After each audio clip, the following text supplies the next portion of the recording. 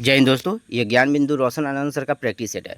इसमें 50 महत्वपूर्ण प्रश्न है साइंस का, तो एक एक करके हम डिस्कस करेंगे। और ये सेट हमारे टेलीग्राम ग्रुप में आपको मिल जाएगा, वहाँ पे हम भेज दिए हैं, डाउनलोड कर सकते हैं। ठीक है, डिस्क्रिप्शन में लिंक दे दिए हैं, वहाँ से आप टेलीग्राम ग्रुप को ज्वाइन कर सकते हैं। तो आइए फटाफट हम रिवीजन कर लेते हैं। तो पहला प्रश्न है, चुंबकीय क्षेत्र में धारावाही चालक लगने वाले बल की दिशा किस नियम से जानी जा सकती है? तो ये जो है फ्लेमिंग के वाम हर्स्ट नियम, यानी ऑप्शन नंबर बी हो जाएगा। चलिए अगला प्रश्न देखते हैं।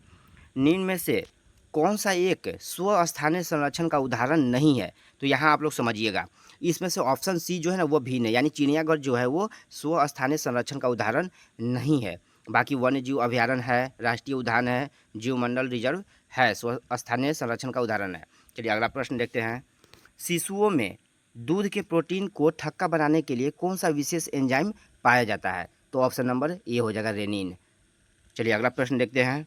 अगला प्रश्न है, निम्नलिखित कथनों में कौन सा कार्बन निषेचन का सर्वोत्तम परिभाषा है? तो इसका उत्तर हो जाएगा, यहाँ ध्यान से देखिएगा आप लोग, वायुमंडल में कार्बन डाइऑक्साइड की बढ़ी हुई सांद्रता के कारण बढ़ी हुई पादप वृद्धि हो जाएगा, पहला ऑप्शन। चलिए अगला प्रश्न देखते हैं।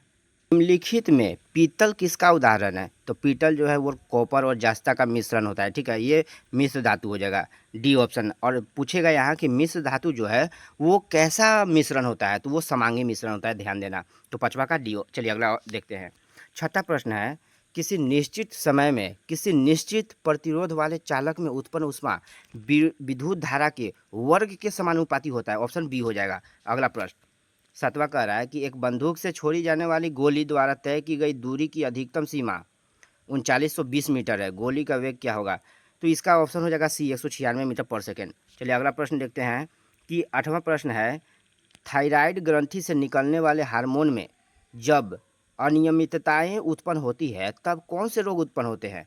तो यहाँ ध्यान देना, थायराइड ग्रंथि से घेंगा रोग होता है। ठीक है, और जब थायराइड ग्रंथि आयोडीन की सहायता से थायरोन हार्मोन बनता है, तो थायरोन हार्मोन की कमी से क्रिटिनिज्म जो है वो होता है शिशु में, और थायरोन हार्मोन की कमी से मिक्सोडीमा भी हो जाता है, ये वयस्कों में होता है, ध्यान देना यहाँ। चलिए अगला प्रश्न देखते हैं।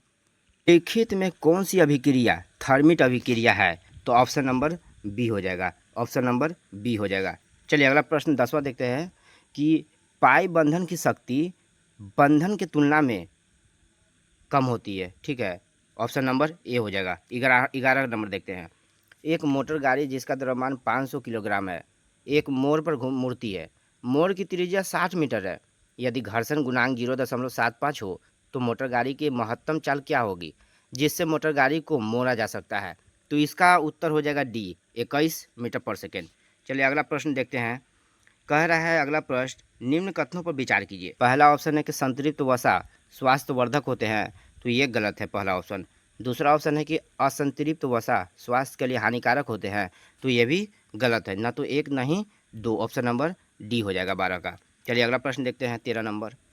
कशेरुकों के वृषण में शुक्राणुओं का निर्माण किस कोशिका विभाजन के फलस्वरूप होता है? तो यहाँ ऑप्शन नंबर मोसिस द्वारा होता है, क्या मियोसिस द्वारा होता है, 13 का बी हो जाएगा। चलिए अगला प्रश्न देखते हैं। वैज्ञानिकों की टीमों में किसने सर्वप्रथम अंटार्कटिका के ऊपर ओजोन छिद्र का पता लगाया था? तो इसका ऑप्शन हो जाएगा डी, ब्रिटिश टीम ने लगाया था। चलिए अगला प्रश्न देखते हैं, 15 नंबर कि निम्नलिखित में कौन सा एक विद्युत चुंबकीय तरंग के घटती हुई आवृत्ति का सही क्रम है? तो यहाँ सी ऑप्शन हो जाएगा, गामा किरण, एक्स किरण, पराबैंगनी किरण और उसके बाद और रक्त, सी ऑप्शन। चलिए 16 नंबर देखते हैं अगला प्रश्न, ध्यान से आप समझिएगा। कह रहा है कि मानव शरीर में रुधिर परिसंचरण का सही क्रम है। देखिए, जब ब्लड जो है हृदय में जाता है तो सबसे पहले वो साफ़ होने के लिए सबसे पहले जब गंदा ब्लड रहता है तो दायां आलिंद में जाएगा। ठीक है, दायां आलिंद में जाएगा, दायां आलिंद के बाद दायां जो है नीले में जाएगा, दायां नीले में, और दायां नीले के बाद फेफड़ा में जाता है। ठीक है, फेफड़ा के बाद बायां आलिंद में जाता है, और बायां आलिंद के बाद बायां नीले में जाता है, ऑप्शन नंबर बी हो जाएगा यहाँ 16 का, ऑप्शन नंबर बी। चलिए अगला प्रश्न देखते हैं।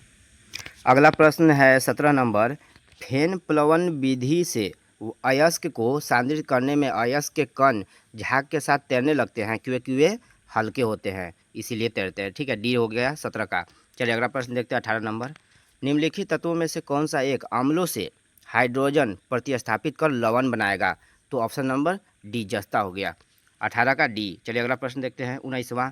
वह प्रक्रिया या घटना जिसमें समान लैंगिक जनन का स्थान पूर्ण रूप से अलैंगिक जनन ले लेता है क्या कहलाता है? तो ये असंग जनन कहलाता है। क्या कहलाता है? असंग जनन। ऑप्शन नंबर ए हो जाएगा 19 का। चलिए अगला प्रश्न देखते हैं 20वां। जल के वाष्पन की अत्यधिक उच्च ऊष्मा मुख्यतः किसका परिणाम है? तो यहाँ ऑप्शन ए हो जाएगा हाइड्रोजन बंधन का। चलिए 21वां देखते हैं। निम्नलिखित में कौन सी राशि सदिश है? देखिए, जड़त्व अघूर्ण जो है वो अदिश राशि है, कोणीय संवेग सदिश है, चाल अदिश राशि हो गया, बल सदिश राशि हो गया, विस्थापन सदिश राशि हो गया। तो इसमें से सदिश कौन कौन है? कोणीय संवेग हो गया, बल हो गया, विस्थापन, यानी 2, 4, 5, यानी ऑप्शन नंबर सी हो जाएगा 2, 4, 5, सी 21 का। चलिए अगला प्रश्न देखते हैं 22 नंबर। 22 प्रश्न है, घोंघा द्वारा पौधों में होने वाले परागण क्या कहलाता है? तो ये हो जाएगा मेले कोफिली। ठीक है, ध्यान दीजिएगा, मेले कोफिली हो जाएगा। तो देखिए, घोंघा हो गया, गिलहरी हो गया, ये सबसे परागण जो है ना वो मेले कोफिली कहलाता है। ठीक है, मेले कोफिली। और जंतु से परागण हो गया ना तो जूफिली कहलाता है। जंतु से परागण तो जूफिली कहलाता है। और कीटों से परागण हो गया तो एंटोमोफिली कहलाता है, कीटों से। और चमगादड़ से परागण होगा तो चिरेप्टेरोफिली कहलाता है, चिरेप्टेरोफिली कहलाता है। ठीक है, 22 का हो जाएगा डी। 22 का डी हो जाएगा। चलिए अगला प्रश्न देखते हैं। प्रश्न है, निम्नलिखित में किसमें ऑक्सीजन की ऑक्सीकरण अवस्था सबसे अधिक है? तो यहाँ देखिए, फ्लोरीन जिसमें अभिक्रिया करेगा उसका जो है ऑक्सीकरण अधिक हो जाता है, यानी ऑप्शन नंबर सी होगा 23 का। चलिए अगला प्रश्न देखते हैं 24वां। बर्फ़ छूने पर हमें ठंडा लगता है। ठंडा लगता है, सही बात है। बर्फ़ को छूने से हमारे शरीर का ऊष्माक्षय होता है, ये भी सही है। क्योंकि आप बर्फ़ पकड़ोगे ना तो ऊष्मा जो है वो बर्फ़ में जाने लगता है शरीर से। तो ऑप्शन नंबर जो है ए हो जाएगा। ए और आर दोनों सही है। आर ए की सहाय्य व्याख्या है। ठीक है, चलिए अगला प्रश्न देखते हैं 25वां नंबर। व्हिटकर के 5 किंगडम वर्गीकरण में यूकैरियोट्स को निम्न में किस वर्ग में रखा गया है? तो 5 में से 4 किंगडम में रखा गया है। जब आप ये चैप्टर पढ़ोगे ना तो उस समय पढ़ाई होगा आपको कि कौन बहुकोशिकीय कितना है, एक कोशिकीय में कितना है। ठीक है, और बहुकोशिकीय, एक कोशिकीय दोनों जो है वो किस में है, ये सब पढ़ाई होगा उसमें। चलिए अगला प्रश्न देखते हैं 26वां है कि निम्न में कौन एक सही नहीं है? तो देखिए, सही नहीं है, डी नंबर गलत है। क्योंकि सल्फ्यूरिक अम्ल बनाने के संपर्क विधि से उत्प्रेरक के रूप में नाइट्रिक ऑक्साइड का उपयोग किया जाता है। तो नाइट्रिक ऑक्साइड का उपयोग नहीं किया जाता, प्लेटिनम का उपयोग किया जाता है। तो ये डी ऑप्शन गलत हो गया। चलिए अगला प्रश्न देखते हैं 27वां। स्थिर गति से जा रही खुली कार में बैठा एक बालक गेंद को हवा में सीधे ऊपर फेंकता है। गेंद कहाँ गिरेगी? तो सीधे उसके हाथ में गिरेगी, क्योंकि गाड़ी भी स्थिर गति से जा रही है और जब गेंद ऊपर फेंका तो वो भी स्थिर गति से जा रहा है, इसलिए उसके हाथ में ही गिरेगा। चलिए अगला प्रश्न देखते हैं 28वां। रुधिर में श्वेत रक्त कणिकाओं की अत्यधिक मात्रा में उपस्थित को रोग विज्ञान की भाषा में क्या कहते हैं? ल्यूकेमिया कहते हैं। क्या कहते हैं? ल्यूकेमिया कहते हैं। ऑप्शन नंबर ए 28 का। 29वां देखते हैं। सूर्य से प्राप्त ऊर्जा नाभिकीय संलयन का परिणाम है, इसका पता सर्वप्रथम किसने लगाया था? सूर्य से प्राप्त ऊर्जा नाभिकीय संलयन का परिणाम है, इसका पता सर्वप्रथम हैंस बेथे ने लगाया था। ऑप्शन नंबर बी हो जाएगा 29 का। चलिए अगला प्रश्न देखते हैं 30वां प्रश्न है, निम्नलिखित विद्युत परिपथ में ए मीटर का पाठ्यांक क्या होगा? ये एक क्वेश्चन अधूरा था। ठीक है, यहाँ पे 6 वोल्ट होगा तभी जाकर बनेगा ये प्रश्न। चलिए 31वां देखते हैं। यहाँ 6 वोल्ट होगा तो जाकर इसका आंसर 0.25 एंगस्ट्रम आंसर आएगा। ठीक है, चलिए अगला प्रश्न देखते हैं। 31वां प्रश्न है कि निम्न में किस स्तनधारी जीव में पित्ताशय नहीं पाए जाते हैं? तो ऑप्शन नंबर ए हो जाएगा घोड़ा में। चलिए अगला प्रश्न देखते हैं 32वां। निम्नलिखित में कौन सी हेक्सा साइनोफेरेट आयन में लोहे की सही ऑक्सीकरण अवस्था है? इसका ऑप्शन देखते हैं, उत्तर हो जाएगा डी +2। चलिए अगला प्रश्न देखते हैं 33 नंबर। निम्न में कौन एक प्राथमिक सेल नहीं है? तो यहाँ समझिएगा, डेनियल सेल प्राथमिक सेल है। ठीक है, क्योंकि इसको एक ही बार यूज कर सकते हैं हम। शुष्क सेल ये भी प्राथमिक सेल है, इसको हम एक बार यूज कर सकते हैं। मरकरी सेल भी प्राथमिक सेल है, क्योंकि इसको एक ही बार हम यूज कर सकते हैं। लेकिन सीसा संचायक सेल जो है ना वो द्वितीयक सेल है, इसको एक बार यूज करने के बाद भी हम दोबारा भी यूज कर सकते हैं। ठीक है, इसीलिए ये द्वितीयक सेल है। ऑप्शन नंबर सी हो जाएगा 33 का। चलिए 34वां देखते हैं। रक्त समूह के संबंध में कौन सा एक सही नहीं है? तो ए बी रक्त समूह में कोई एंटीबॉडी पाया जाता है, यानी बी गलत है। समझे, ये चैप्टर आप पढ़ोगे ना, ब्लड ग्रुप, ये चैप्टर आप पढ़ोगे तो उसमें पढ़ाया जाएगा आपको कि एंटीबॉडी क्या है, उसमें क्या क्या पाया जाता है, और उसमें भी ये भी पढ़ाई होगा कि ए बी जो है सर्वग्राही क्यों कहा जाता है। 34 का बी हो जाएगा। अगला प्रश्न देखते हैं 35 नंबर।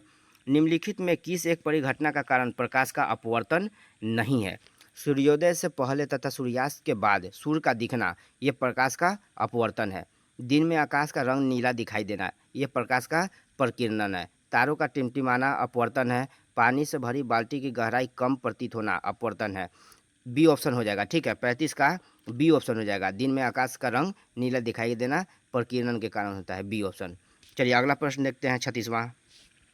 एक जेट वायुयान 2 मैक वेग से हवा में उड़ रहा है। जब ध्वनि का वेग 330 मीटर पर सेकेंड है तो वायुयान की चाल कितनी है?